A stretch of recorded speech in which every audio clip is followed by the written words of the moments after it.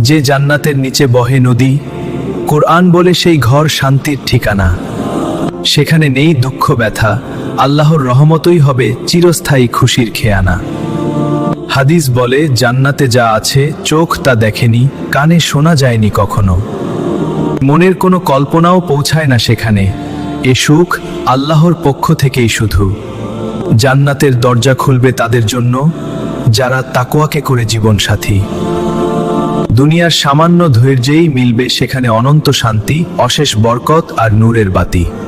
কোরআন জানায় সেখানে নেই ক্লান্তি, নেই মৃত্যু, সবই শান্তির রঙে ভরা। মুমিনেরা বলবে আলহামদুলিল্লাহ, দুঃখ আর ভয় আজ আমাদের থেকে সারা।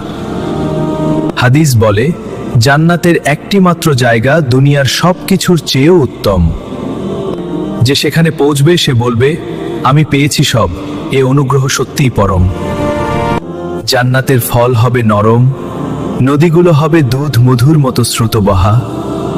আল্লাহর দৃষ্টি হবে সবার সেরা পুরস্কার, যা পেলে হৃদয় হবে পূর্ণ পরম শান্তিতে দহা।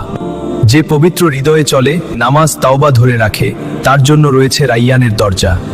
রোজাদারদের সম্মানে খুলবে সে পথ, যেখানে থাকবে চিরতরুণ সুখের মর্যাদা।